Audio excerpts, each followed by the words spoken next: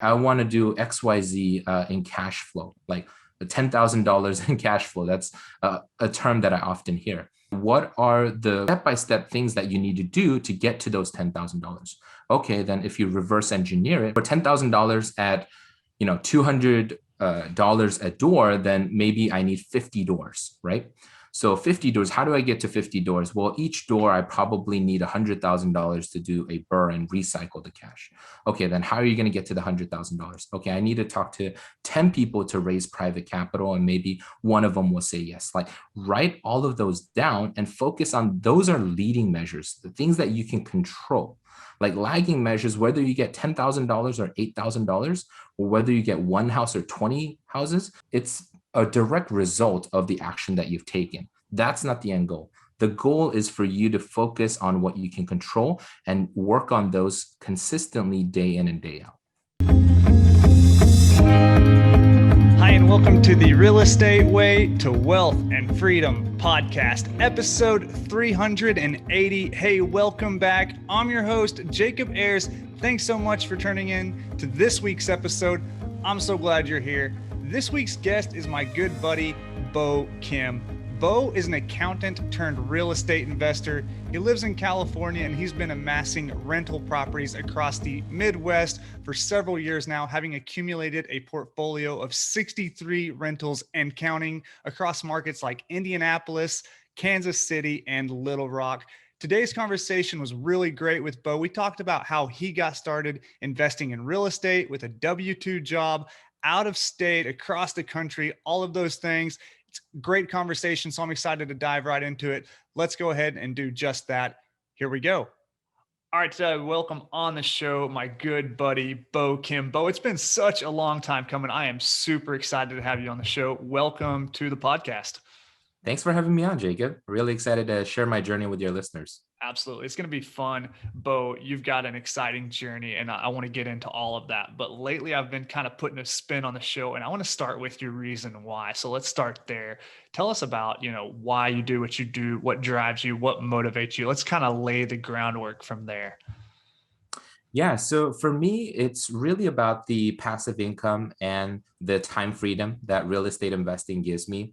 And once I really bit the real estate investing bug and I found out that I can invest in properties remotely, not just in my backyard, it was just a game changer. And as I was picking up these rentals and these checks started flowing in, or ACHs, it really allowed me to make decisions, not just for the money, but for what's based on my time freedom, what I really enjoy doing. And my life has changed for the better of it. So that really keeps me going. So what do you like to do with your time freedom? That's a good question. In my free time, I've actually been growing the business even more, right? So it's one of those kind of things. Once you're an entrepreneur, you start real estate investing business. I also have a podcast. I do flips in addition to the rentals. And I also have an e-commerce business. So a lot of these things kind of play against each other, off of each other. Mm-hmm. And in my free time, I feel like I'm continuing to just build the business and try to help other people do the same. So I mentor a couple folks who are a couple steps behind me and want to do what I do. And with the podcast, a lot of free education and content, just to kind of give back to the rest of the world. Awesome, man. Yeah, I'd love to start with that kind of reason why, because that's where it all begins, right? But tell us a little bit about who you are, what you do, your background, and kind of your journey into the real estate investing world.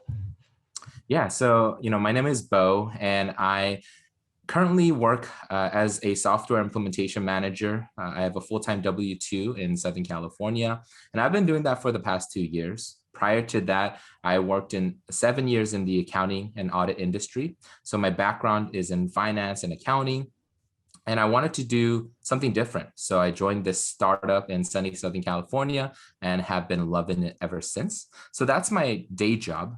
And then the nights and the weekends, it's really dedicated to real estate. So I have 65 rental units.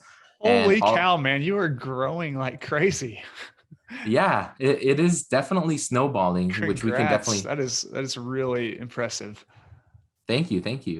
Yeah, it definitely snowballs, which I'd love to share with your listeners about how to scale effectively.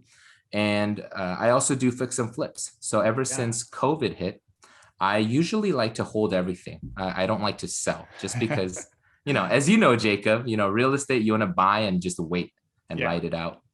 But once COVID hit, a lot of these prices, to my surprise, have gone up the roof. And I started to realize that there was a lot of equity in these properties that it makes more sense for me to sell rather than to hold and try to cash flow off of it. So I've been doing some fix and flips. And then I also do some e-commerce, as mentioned, on the side as well. So a lot of those things just really keep me busy and really keep me grounded as well. But something I've been thinking about lately, and it's constantly, trying to keep yourself growing through, pushing yourself outside of your comfort zone, right? That's where you grow. You can't grow just by doing what you've always done, being comfortable, staying stagnant.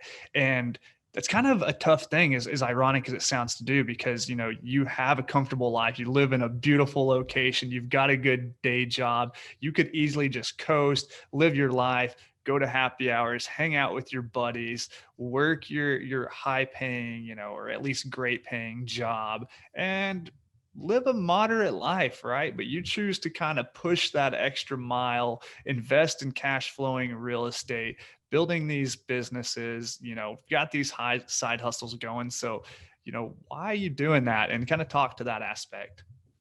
Yeah, and this is taking a step deeper into my why and my motivation. So kind of when I mentioned it earlier, is very kind of surface level, but if we kind of dive into it, and Let's do it. I love this question, Jacob, because I recently had this conversation with my friend.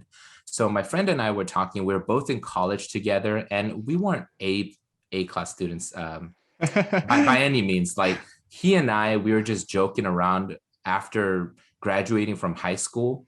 We didn't even know like we wanted to go to college, so we attended community college and we just really coasted and would get like C's and D's. It was terrible. And then we realized that, hey, we want to be intentional, we want to be focused. And I finally chose a major that I was excited about. I started off in engineering and I switched to accounting, and then it just like I blazed through it. So I graduated in like 2 years after I chose my major. Well, fast forward today, he and I are both making money that we were only dreaming of when we were in college with our W-2s. Like he's an engineer and I'm an accountant. Working professionals, you make pretty decent money out of college. Yeah. And he was asking me, he's like, Bo, why are you doing all of this? Like you have a good life. You can take your dream vacations if you want to. Like you're saving of your 401k, your software startups gives you equity. Like you have all these things. Like, why do you need more money? And I really thought about it because I didn't want to just answer him. And when I really did a in-depth look in myself, it was really not about the money, because as I'm sure you're aware, like once you get to a certain amount of income, the diminishing return kicks in, and it's not going to add that much additional happiness into your life, at least in my experience. Mm-hmm. But the reason why I do it, and going back to like the deeper why, is my parents are immigrants from not Southern California, South Korea. to Southern California, that is. Yeah, to Southern California, from South Korea. So I left Okay. South Korea at a young age of 5 years old. Okay. And my parents basically, they had really good working professional jobs. So my dad was a planner for the city, making really good money. But once he came here, he didn't speak a lick of English, and he had to really take a blue collar working job, which is definitely respectable, but it wasn't paying as much as he was getting as a college educated person.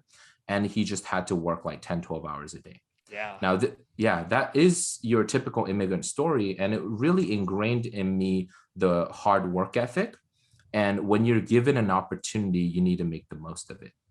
And it didn't really resonate with me, obviously, until like midway through college, because I was slacking off and not really applying myself. Right. But once those things clicked in, based with my, teachings as a younger individuals of work ethic and grit and all the persistence, all of those things, I had no choice but really to work really hard and give it all I got with the opportunities that I was given. So once I realized that, hey, you don't have to come from a ton of money, your parents, you don't have to have a rich uncle giving you $10 million to go invest.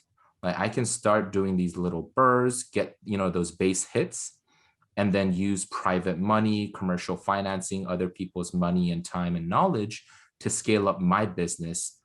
Then I was off to the races, because I was like, if I can do it, then anyone can do it. I love it, man. Yeah, that's so awesome.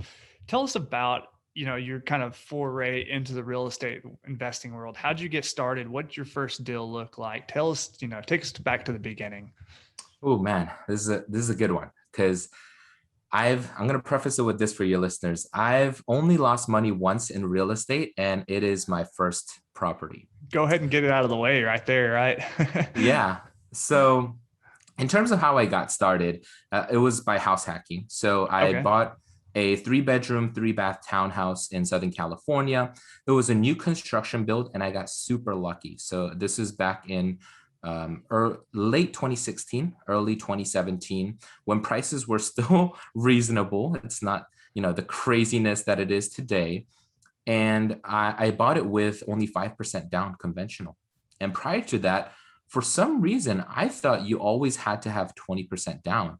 I don't know why that was kind of ingrained in my mind, but my agent was like, hey, Bo, you could buy with 5% down. I was like, okay. It was only a couple $100 more than what I was paying for my apartment, because the rent versus mortgage was very similar at the time. Mm-hmm. Yeah. And with 3 bedrooms, my wife and I didn't need all of that. So we decided to rent it out to a family member for $800. And that essentially lowered my mortgage to my apartment lease levels. Yeah. So as long as I was breaking even, I was super happy, because I wasn't even taking into consideration the tax advantages. So as an accountant, I knew that much, as well as the mortgage pay down, the principal piece. Mm-hmm. So I was happily doing that. And I was I was on a trip in Hawaii with my wife, and the ACH hit. I still remember it was September, and it hit on the 1st. And it was just a light bulb moment. I just woke up and I got the notification, and I was like, I need more of this. This is cool. I'm in Hawaii. I just got some deposited money into my checking account. Let's keep this thing going. Exactly. And, I think it was even easier for me just because the renter was my sister-in-law, super easy to work with. And, always pays on time. And there was like no noise, like there was no complaints. So I was like, this is literally free money, that the room that I would be just like leaving empty otherwise. So I started looking at turnkey companies. I went on Bigger Pockets. When I typed in real estate investing, was the first thing that popped up.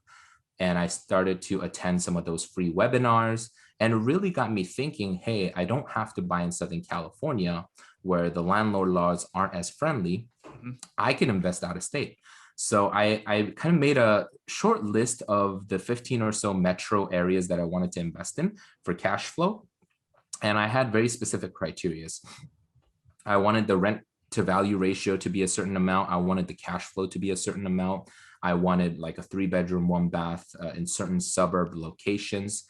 And this criteria was formed by going to RIA meetings, attending those webinars, talking to like-minded individuals such as yourself, and really picking their brains and seeing, hey, what works for you, and seeing if that works for me, and then adjusting it as needed.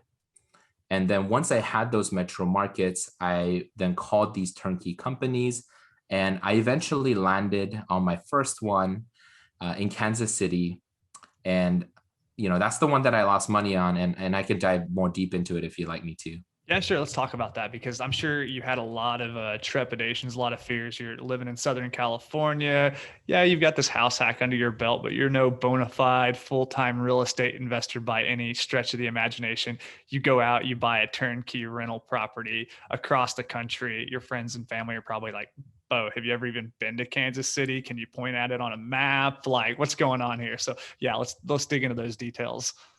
Yeah, and that was exactly the reaction. I didn't tell a lot of people, but I did tell I did tell a couple of my close friends, and they just thought, hey, Bo, this sounds pretty scammy. You've never been to this area, you don't know these people, and they expect you to buy a house, right? But, based on the research that I did, and, I'll say this, there's a lot of fear. Definitely there was a lot of fear of the unknown because you don't know what you don't know. But the more research and the more knowledge that you gain, the more books you read, the more people you talk to, a lot of those fears just really dissipate. And, at some point, there is inherent risk that you can't mitigate. There's risk that you can't get rid of, unfortunately. But at some point, you reduce the risk to a level where, you have the appetite to just take it on. At some point you have to take the leap. And that's exactly what I did is I put a property under contract after months of research and negotiation.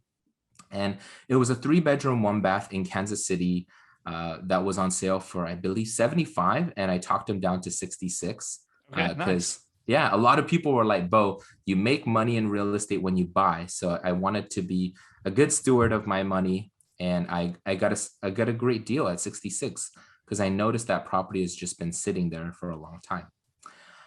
So I got the property. The buying process was pretty smooth. Went through the inspection. And there was a lot of different ways that I can hedge the risk, right? You have your inspection contingency, you have your appraisal contingency, just to make sure that what you're paying for, you're getting in value. Yeah, right. Now, the fun part comes in terms of the management. So, now I know looking back, and this is what I tell everybody, is your property manager is the most important member of your team, at least in my experience. David Green talks about the core four: your agent, contractor, lender, and property manager. If I had to put a weight on it, property manager, probably like 80%. That's just because I'm a remote real estate investor and I rely on them a lot. And also, you buy a property once, right? Your agent helps you with the buy and sell and things like that. But the management, you're holding these as a rental. If you don't have really good management in place, you're going to bleed out slowly over the long run. And whether that's just placing bad tenants or not doing a great job with the rehab, with the turns, etc. So, the property management side was a little bit of an issue for me because now in hindsight, everything's 2020. This management company grew from 100 doors to 600 doors in less than 3 years. So while it was fantastic that business was booming, they really didn't have the infrastructure in place to support this demand. So what happened was every time probably I had an issue and I talked to them, I had a new person talking to me. So my property manager for my specific property changed like 4 times within the span of 6 months. Oh, wow. Yeah. And, they had a 90-day guarantee where they're like, hey, Bo, if there's any issues in the first 90 days, we're going to warranty everything in terms of the repairs, in terms of the tenants that's been placed, etc. And this was a turnkey, right? So that turnkey provider is also managing the property. They're the people that bought the place, fixed it up, placed a tenant in it, and sold it to you. Is that right? Exactly. Yeah. Yeah. Because I wanted the full kind of, experience, the turnkey experience. And also, my philosophy is like, I don't want a third party managing it because I want the chef to eat their own cooking, so to say. I like it. Yeah. So, that they think twice before doing a, crappy job with the rehab because they're going to have to manage it and deal with the work orders thereafter. Yeah. So that was my thought process in using the property management. Little did I know I needed to do a little bit more due diligence in terms of how long have they been doing this, what's their infrastructure. And I really didn't know, now my experience has been one property manager for every 100 doors or so is a reasonable kind of ratio. So with 600 doors under management, if they have at least 5-6 members on their staff, reasonably they can handle all the calls and feel all of the work orders that come in, etc. Because timeliness is also very key.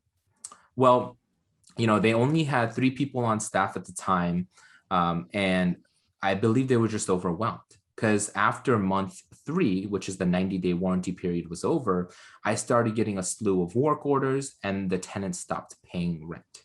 So funny timing, right? Like when all the guarantees are out the door, these issues started to happen.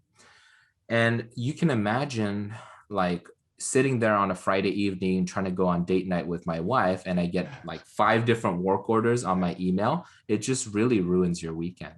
Yeah, I'm And sure. yeah, and I didn't know what I didn't know at the time, but thankfully the fourth property manager that I had just gave me a call and that was like, "Hey, Bo, I know you're a good guy. I just wanted to be honest with you.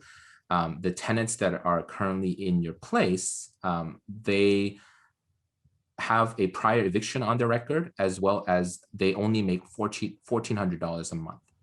Well, the rent was $825, and the policy of the property management company was no eviction in the prior 2 years, Okay. as well as 3 times the monthly rent and income. So Right. yeah, they went against both of those policies, which was a breach of contract. So, long story short, I decided to cut the PM as soon as I heard that, because until then I thought they were just working with me, and it was just you sometimes get dealt a bad hand. So I didn't want to overreact, but at that point I was like, okay, I need to get a trustworthy PM who's going to adhere to their own policy. But with the lost rents and the damage that the tenant did, and I kid you not, after I evicted them and the sheriff escorted them, 2 days later, they came back, kicked the door down, and took about another $4,000 worth of appliances and fixtures from the house. Oh man. Yeah. So all in all, I lost about $10,000. But the story's not all sad, because I bought in a great location, and fast forward 4 years later, it appreciated at least $40,000. So, I've made my money back and then some, but it was a really tough lesson learned. And had I not, I was so excited about real estate. Had I not also bought 3 other turnkeys around the same time these issues started popping up, I'll be honest with you, I could have given up, Jacob. Like, the first property was such an issue and I didn't buy these other ones. I would have been like, man, maybe this isn't for me. Maybe those other people were right. I was getting scammed. But by this time, I already bought 3 other turnkeys with other reputable companies, and those were doing fantastic. So I was like, okay, this is just a bump in the road. I need to really take my lessons learned, adjust, and grow stronger. So that's Well, my story. Well, hindsight's always 2020 and deals like that, Bo. But when you're in the heat of it, I mean, yeah, I can only imagine what's going through your mind when you bought this very first deal out of state. Already from the get-go, you sound a little crazy to your peer group, right? Like, yeah, I live in Southern California. I'm buying a house sight unseen with a third-party property manager in Kansas City. So that's already kind of like a weird red flag number one. And then the deal's not going great. So I'm sure you've got people in your ear like, hey, how's that deal going, Bo? And you're like, yeah, not great. Surprise, surprise. And they're like, yeah, I told you. You could have easily been like, yeah, back to the old day job. We're not going to do this out of state thing. And you would have kind of gone back to your house hack and maybe have 2 or 3 units, but it's not the path you took. Obviously, you're 63 doors. You went on to kind of persevere through that bump in the road. You've gone on to be successful. So kind of talk about, how you overcame that, and then, how you kind of went on to do more deals. Yeah. So, that's a great segue into, the happier side of real estate investing when things go right. So after I had that issue with Kansas City, or in the midst of it, actually, I was introduced to this brokerage in Indianapolis. So my short list at the time was Kansas City, Indianapolis, and Little Rock. And those are the 3 markets that I invest in today. Mm-hmm. And I was introduced to Indianapolis by a mentor of mine. And I call him my mentor. I don't know if he thinks I'm his mentee, but he's a guy that I met on Facebook. I just messaged him. He was a nurse in the San Francisco Bay Area, and he had about 25 units at the time. And I was like, hey, I really love what you're doing, and I love your approach to investing, and I love that you're a family man, and I'd love to learn from you. And he was gracious enough to kind of take me under his wing and really teach me the things that I didn't know. A lot of the things that aren't in the books, that aren't in the webinars, right? In terms of really how to communicate with people, how to manage your portfolio, and how to grow the right way. And this gentleman had already done it. So I was like, why am I recreating the wheel? I'm just going to learn from this guy. And if I like the direction that it's going, I'm just going to follow it. But if I don't like it, or I want to make a change because my philosophy is a little bit different, I just have to make a little bit of tweak, right? And I'm going to have, the similar, or if not more, success. And that was the way that I view things, instead of starting from scratch. So he hooked me up with his brokerage in Indianapolis. And we just built a really good relationship. That brokerage is FS Houses for those of you who are interested. And I just started buying turnkey from them in the get-go. And then we started doing BRRRR deals together. And back, 4 years ago, you can find properties for like $40,000, $50,000 that we're renting for $700, $800, right? Almost like the 2% rule. Yeah. And then, ever since then, it's gone up and up. It became like the 1.3% rule, a 1% rule. Now it's like the 0.8%. Yeah, right. Yeah, I don't even know if that applies anymore. It's just crazy, the prices. But yeah, just meeting a really solid team allowed me to scale really effectively, because they sourced me really great deals at affordable prices that needed minor cosmetic work. And then I started becoming more and more confident in my process, to the point where I started sharing it with other people.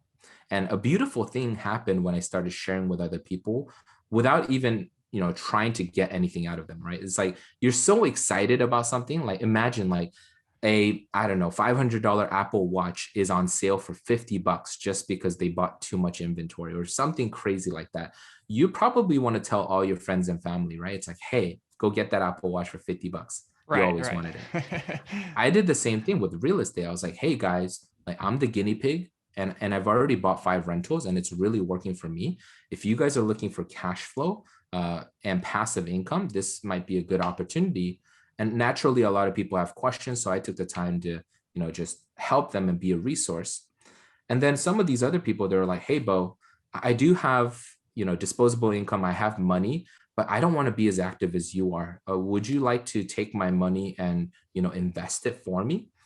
And that was when I was like, okay, I think this is what they call private lending. I'm Yeah. not sure. I've never done it before. Let me do some research. And that's how I approach everything. Like, if there's something that I'm not clear on, I go talk to people who are better than me at it. Like, if I want to learn certain, investing, I might go hit up Jacob and be like, hey, Jacob, how did you do this? Or private lending, I talked to this gentleman. And I did the same thing with private lending. I read a couple books, and then I talked to individuals, and then talked to a lawyer. Boom, I had my promissory note and deed drafted. And then that's how it started in terms of private lending. And that really scaled me exponentially. And I was able to do two dozen deals in like 2 years, in a very short time frame. That's so awesome. Bo, there's probably people listening in right now that maybe are looking to get started investing in real estate, or have a few rentals under their belt, or even are seasoned real estate investors. And they might be thinking to themselves like, man, this Bo guy, I mean, full-time day job, got all of a sudden 63 plus rentals across the country. Like, he must have some kind of secret sauce that, I mean, something's clearly working for him. I don't see how I could get there. But just like you were in that one position at one point in time, you started with 1 rental, and then 2, and then 3, and then 5, 10, 20, so on and so on. You kind of got started, just like anybody else would, in a similar position, working a W-2, saving up your money, investing out of state, saving up that down payment, having some traction, having some success, starting to, kind of build some momentum. You talk about bringing on partners, but the point of all this is at every stage, you're kind of leveraging. You're leveraging other people's experience. You're leveraging experience from your mentor. You're leveraging banks' money. You're leveraging other people's time and market knowledge with your turnkey providers. So it's not as intimidating as it sounds once you kind of pull back the curtains and kind of break it down step by step. It's just, kind of getting started, taking those little steps. And the next thing you know, you've got a giant portfolio. Yeah. So, for those of you listening who really want to get started, I think education is key. As cliche as it may sound, and a lot of, you may have heard it on other podcasts or books, but just really educating yourself is key. And that form might come in different ways. You can buy a book, you can go to RIA meetings, attend webinars. YouTube is so underrated in terms of what you can use, what you can learn. You can just, whether it be like doing minor rehabs on homes, right? So I do some minor rehabs on my personal primary residence, and I just search YouTube. You can literally learn anything there. Basically anything. Yeah, it's amazing. But let's just say, you're not the handy type, because there are some of us out there who have certain skill sets that others don't. So then you got to learn, okay, how do you manage the managers, or how do you manage the other people so that you can leverage, their time and expertise, and you really stick to what you're good at. So if your expertise is just building relationships, everybody has at least something that they're really good at: building relationships, finding deals, raising private capital, managing rehabs, whatever it might be. You're going to kind of find that and find your criteria, and then just go execute. Because at that point, we're all on a level playing field, and it's more about the volume of action that you're taking. So it's not because, I'm better or Jacob's better or anybody else is better than you listening. It's basically probably we put in more hours to this craft. We put more hours researching and studying and educating, talking to other investors. I can't tell you how many conferences I've been to in 2019 to 2020 before COVID hit. Probably at least went to 3 or 4 virtual or in-person conferences myself. And I'm not saying going to these conferences is what really makes you successful, because I've seen a ton of people just go to these conferences. Yeah. You can go to conferences all day if you'd like, but nothing's going to change if you don't apply what you've learned from those conferences. So you're not handing out real estate at these conferences. You don't get a rental property at the end of a book. You don't get a rental property for listening to every episode on someone's podcast, right? You actually have to couple that with taking action. It's the knowledge is totally required. It's the foundation for your success. But if you don't take any action, then it's what good's it do? Yep, exactly. And the one thing that I love that Brandon Turner talks about on Bigger Pockets is that you have to have real clarity and a sense of direction of where you're going, right? Because I would rather, take a step back to go 2 steps forward, rather than just, hey, like, I want to take action, so I'm just going to start walking, right? Because you might be going in the wrong direction of where you eventually want to go. And the reason why I say this is I have a lot of my listeners reach out to me and be like, hey, Bo, you have, 63 rentals, and I want to scale up to, I don't know, 20 by the end of next year. And I ask them, hey, what's your criteria? What is your why? Why are you trying to do this? And they don't have clarity in the sense, but they know that they want 20. But 20 of what? 20 of D class, rentals, or 20 A class rentals? That Cash lose flow. money, that make money, right? Like I'll give you 20 rentals that lose money all day long, right? And are you sure you want those? Exactly. And that's so important for us to really distinguish at the beginning, because as I'm sure your listeners may know, it's easy to buy rentals, right? You just pay what the market wants and you're going to buy it. But really successfully cash flowing, managing, or exiting, whether it be a refinance or a sale, that's the tricky part. Because if you've overpaid, or if you bought in a crappy location, you're not going to be able to part ways with it. So I told that individual, hey, instead of trying to buy 20, that is what we call a lagging measure. Focus on the leading measures. Lagging measures are Oh, I like, love it. hey, yeah, I want to do 20 deals today, this year. Or, hey, I want to do XYZ in cash flow, like $10,000 in cash flow. That's a term that I often hear. Okay, then what are the like step-by-step things that you need to do to get to those $10,000? Okay, then if you reverse engineer it, for $10,000 at, $200 a door, then maybe I need 50 doors, right? So 50 doors, how do I get to 50 doors? Well, each door, I probably need $100,000 to do a BRRRR and recycle the cash. Okay, then how are you going to get to the $100,000? Okay, I need to talk to 10 people to raise private capital, and maybe one of them will say yes. Like, write all of those down and focus on those are leading measures, the things that you can control. Like lagging measures, whether you get $10,000 or $8,000, or whether you get 1 house or 20 houses, it's a direct result of the action that you've taken. That's not the end goal. The goal is for you to focus on what you can control and work on those consistently day in and day out. Man, I love that, Bo. And you're spot on in my opinion as well. That's why I started the interview with, let's start with the reason why. And from there, you kind of create a vision for your life, right? Because you can have anything in this life you want. You can't have everything, but you can have anything. And you just have to decide what that is. So you create this vision of what you want your life to look like. From there, you reverse engineer some goals, right? I think it's super important to have goals. That's kind of your blueprint. It's your roadmap to get you to that vision. And then from there, I love that leading leading versus lagging indicator. This is something that's a little bit new to me. Like, I used to write down, I want, 10 million dollars in, annual income in 20 years or whatever. And it's like, yeah, that sounds cool, but what does that actually mean? And what are you going to have to do to get there? You can't just write that single thing down every day and one day it's going to happen. You've got to make offers, call leads, raise money, whatever it looks like. So yeah, you kind of break that down, and then you break those big, giant, hairy, audacious goals into something small and actionable every week. And you just take consistent, repeated action day in and day out, week in and week out. And next thing you know, 20 years down the line, and you've maybe got to that goal, maybe got really close, or maybe even exceeded it. Yep, exactly. And I love what you just said right there, because it's another emphasis on, we as entrepreneurs, we're naturally going to have the shiny penny syndrome. And unless we are very clear on what we're trying to accomplish and what our focus is, because like they say, what gets measured gets managed, right? If you don't do that, then the next real estate, quote unquote, is going to pop up. And then you're going to focus your attention on that. And now your attention is divided and you're going to be less effective at what you're trying to do.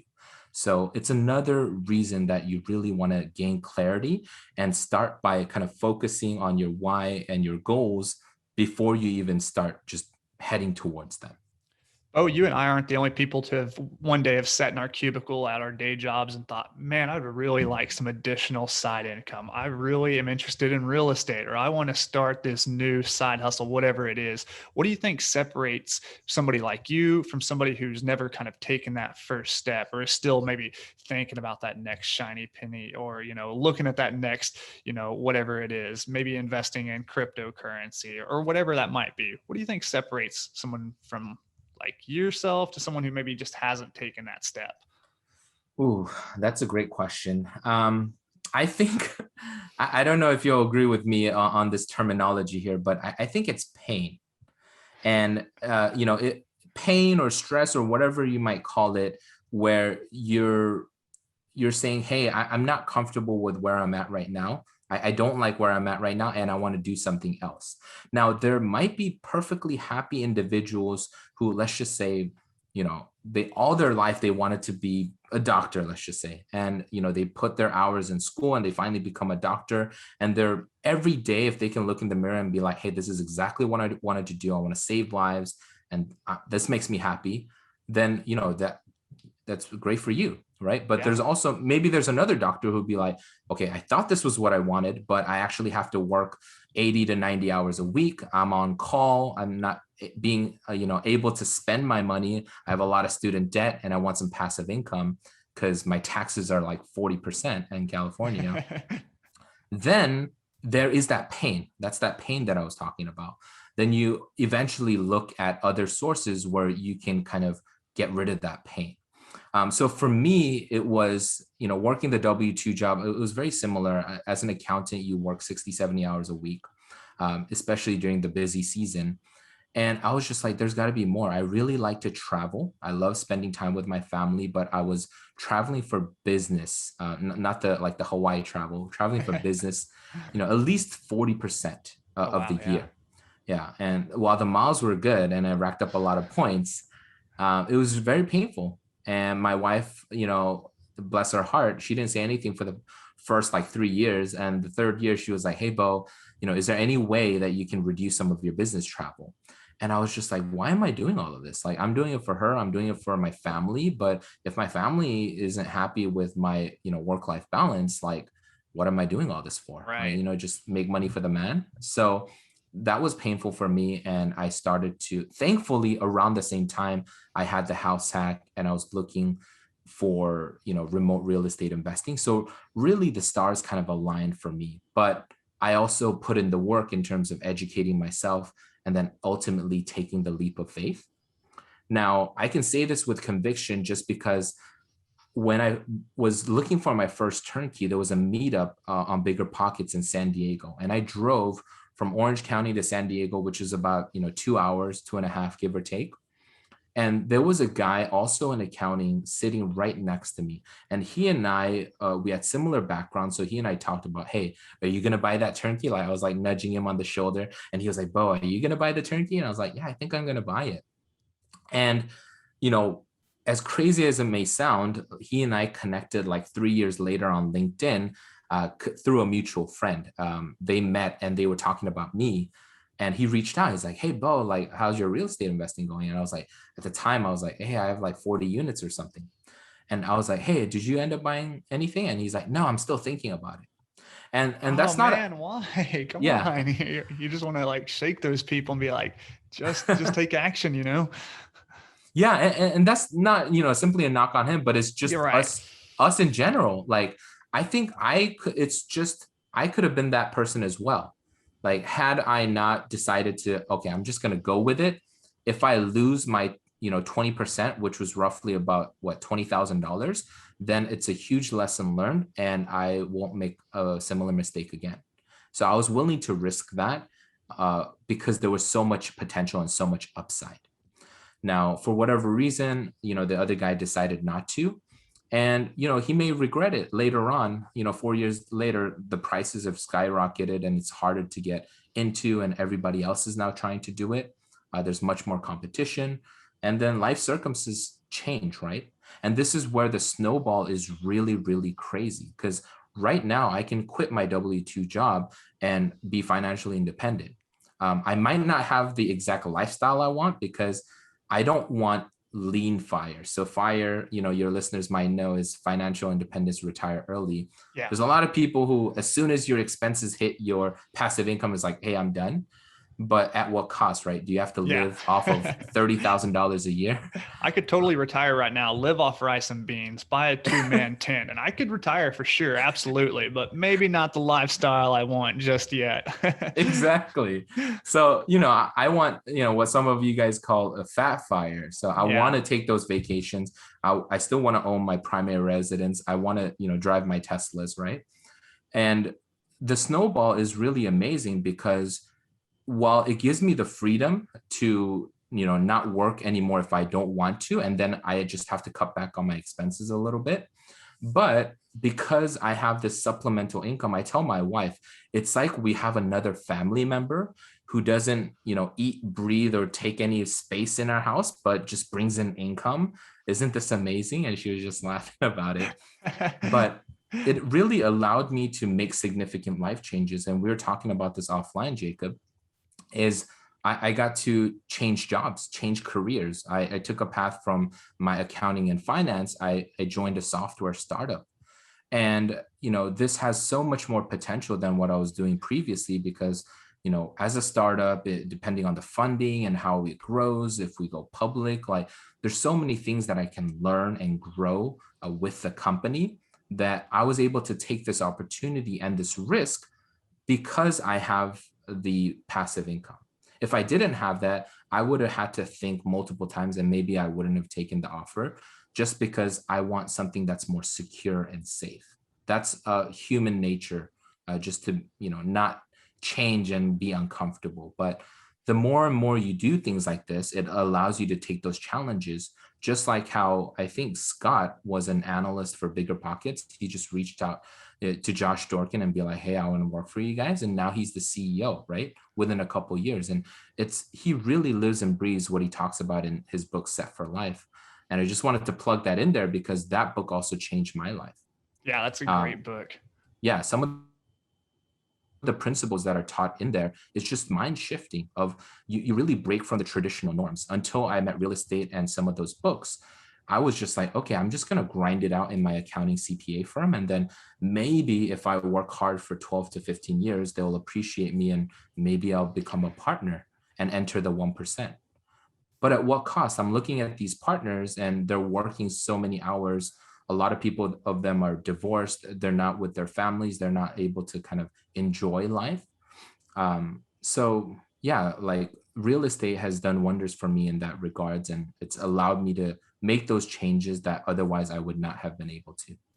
I love it. Bo, your story is super inspiring, so relatable. Just 5-6 years ago, you bought your very first house hack. Here you are, fast forward 5-6 years later, you've got a giant out-of-state investing portfolio of turnkey, single-family, small multifamily properties.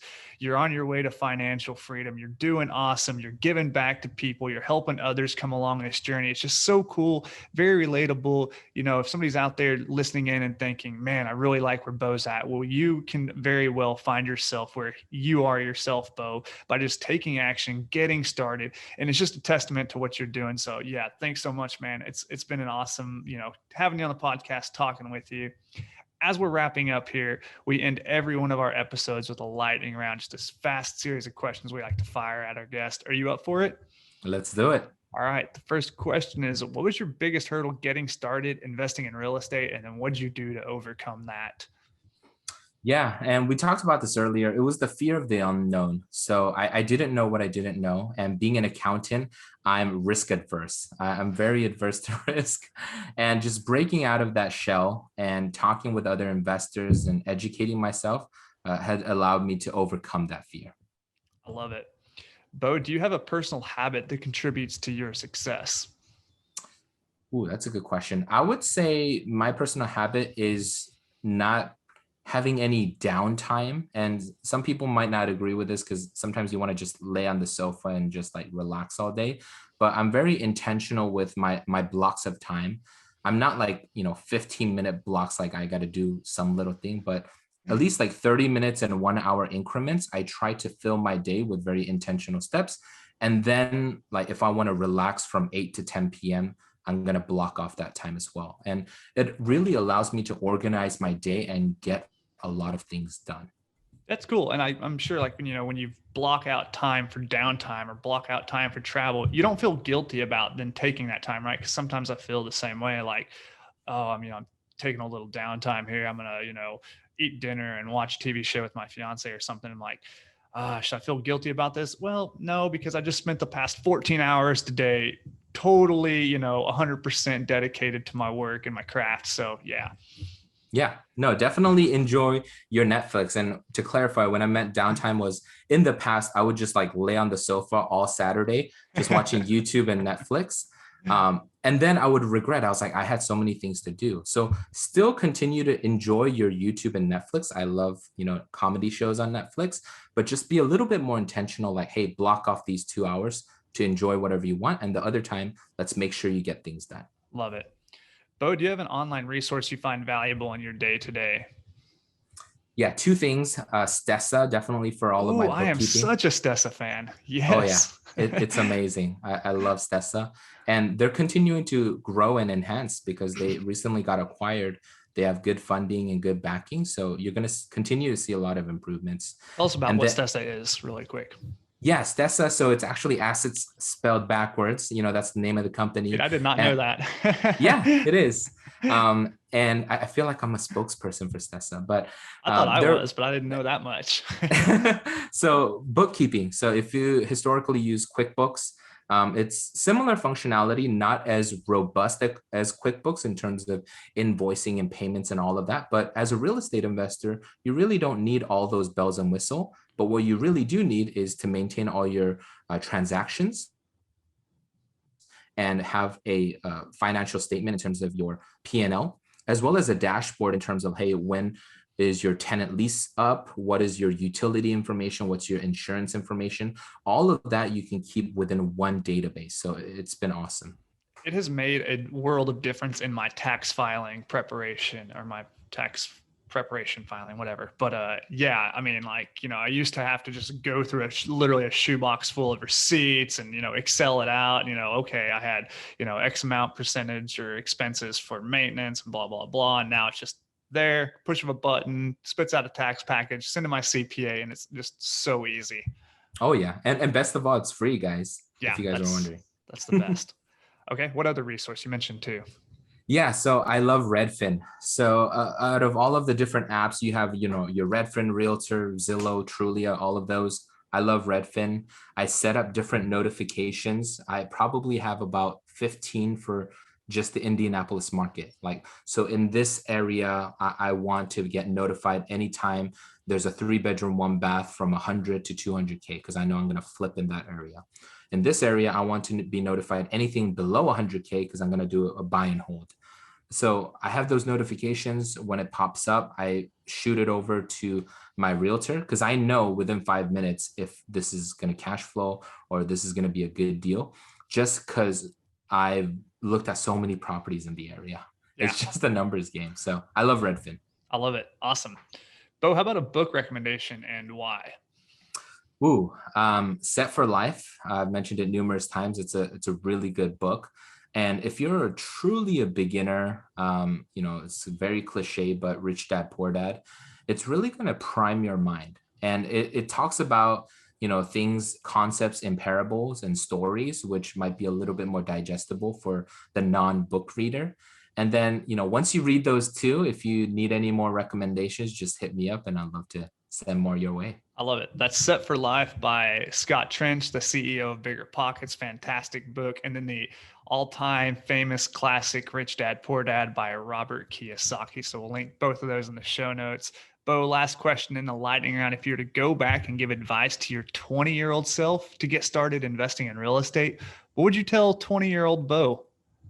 Oh, start buying real estate right away. You don't need money, credit, knowledge, like everything before you get started. You only need two, right? As Brendan Turner says, the hustle, the knowledge, or the money, you just need two of the three. So as quickly as you can at 20 years old, get two. And then if you need to, partner up with other people, like-minded individuals with you, and just start buying real estate. Don't wait. I love it. Bo, hey, it's been so much fun having you on the podcast. Super inspiring story. You're actually no stranger to talking about real estate on the mic. You host a real estate investing podcast, long time running. Tell us about it and where people can find more about you. Yeah, so I'm the host of the Bigger Cash Flow podcast, and it's found in Apple, Spotify, wherever you find, your podcasts. And I have a website, biggercashflow.com. You can find more information about me, some of the deals that I've done. And I used to be good about writing at least a monthly blog, and it's kind of trickled off a little bit, but looking to get back into it. So if you're looking for free, actionable education content, after you consumed all of Jacob's stuff, feel free to check out some of mine. There's so much good content out there, Bo. We were just talking about that, but wherever you're listening to this podcast at, you can find the Bigger Cash Flow podcast. Go check out biggercashflow.com where you can connect with Bo. You're also pretty active on social media. That's where you and I kind of touched base at. So do you have a preferred social media platform you're using these days? Oh, yeah. Thank you so much, Jacob. Check me out on Instagram, Bigger Cash Flow, at Bigger Cash Flow. And I post a lot of information on my flips, a lot of the deals that I'm doing and lessons learned. So you can check me out on there. Awesome. Bo, hey, thanks so much for coming on the podcast. As we're wrapping up here, is there a parting piece of advice you'd like to leave with the audience members? Maybe something I should have asked you that I didn't. Yeah, thanks again for having me on the show. I'm very excited to share my journey with you guys. I'm very easily reachable on Instagram as well as via email, bo@biggercashflow.com. So if you're looking to get started, have any hesitations or reservations, I like to take 2 to 3 calls a week from my listeners just to be a sounding board and help you guys out. So, no kind of strings attached. Feel free to reach out to me, and I'd love to be a part of your journey. Oh, hey, thanks so much for coming on the show. I know you've got bright things ahead in your future, so we'll have to have you back on sometime to catch up. Until next time, thanks so much. All right, thanks.